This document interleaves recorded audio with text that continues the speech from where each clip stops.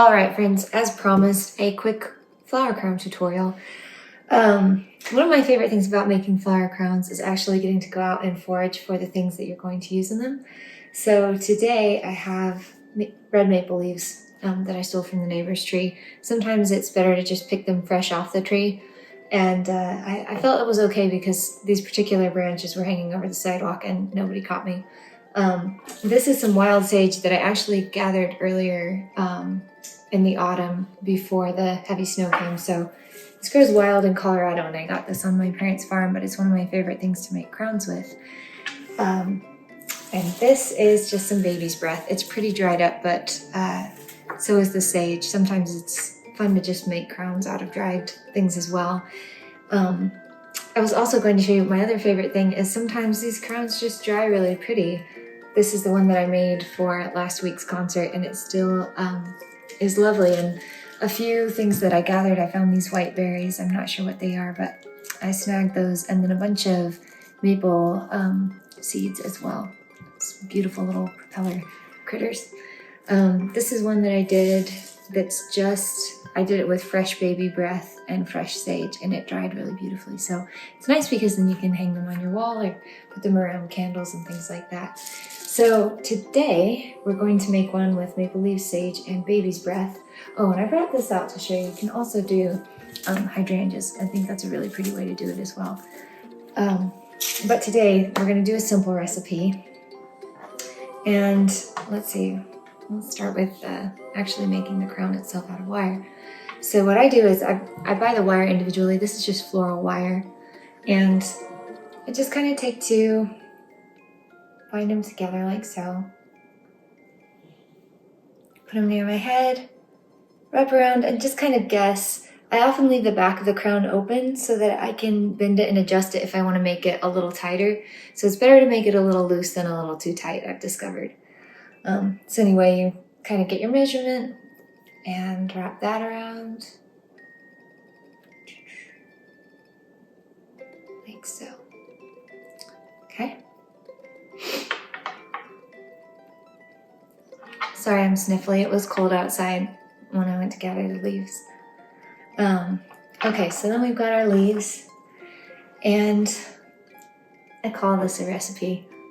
You just take kind of your three main things that you want.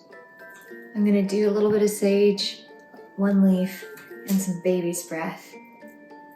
And I'm going to arrange them. Let's see, I think I'm gonna make this a little shorter so that it doesn't, end up sticking way out. I'm gonna arrange them with the baby's breath in. I think actually I'll put the leaf in the back. That makes a little more sense. So this is my recipe today, and actually I'm gonna put the sage in the middle.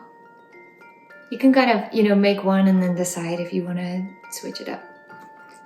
But I'm going to do this. So this is my little recipe. And then I'm going to take floral tape. I'm just going to tear off a decent sized piece.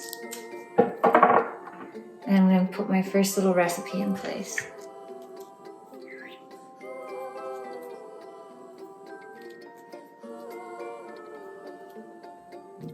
Just take the floral tape and it gets sticky as you stretch it. I hope you can see this. Take that and then just kind of wrap it around the stems.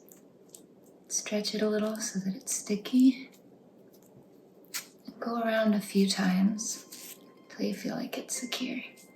It's gonna look like that. And you can see that all right. Okay.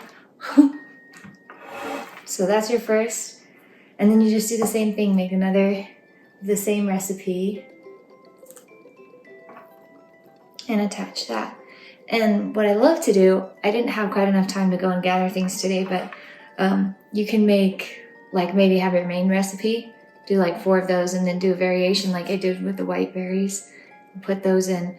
And what I loved about those berries was I actually had white baby's breath, so I could kind of accent them with that, and it made a lovely texture to have the shiny white berries and then kind of fluffy white baby's breath. But really it's just all a fun experiment. You can go and collect whatever you want and, you know, let your heart guide you. But the gathering's the fun part. I like just going out in the field or even just out in the neighborhood, and it's crazy all the things you'll find. I don't suggest stealing from the neighbors, but maybe you can ask if you want to take some things. My neighbor wasn't home, but I don't think she'll mind. I stole her leaves. So now they're just overlapping, and we continue to do that around and around.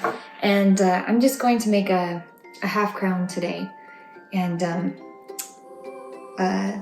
maybe another time we'll talk about doing a centerpiece where you actually have the flowers going the opposite direction in the middle. It's not that tricky, but we'll save that for another day.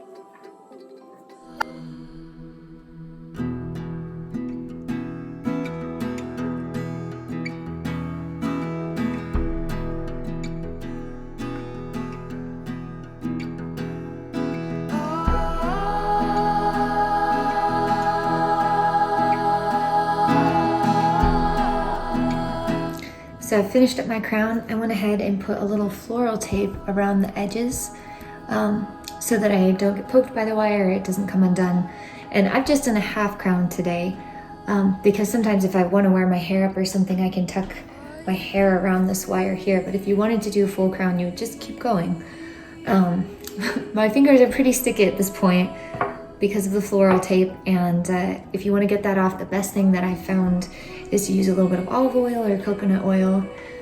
Also, the room smells really, really nice because of all this sage, so that's a plus. If you find things that smell really good to put in your crown, then it just makes life lovely. I'm trying to think of anything else y'all might need to know. You can try it on, make sure it fits the way that you want it to. This fits just about right for me. Then I can tip it back if I want to, or forward. If it wasn't, you could just bend that wire a wee bit, pinch it, and bend it over, and that'll make it tighter so that it fits the way you want it to. And yeah, making a crown is wonderful fun because you also get to make an extraordinary mess. I feel like this was very impressive for a single day's work. So thank you guys for watching, and hopefully that gives you everything you need. Have fun foraging, and if you make a crown, feel free to take a picture and tag me. All right, cheers.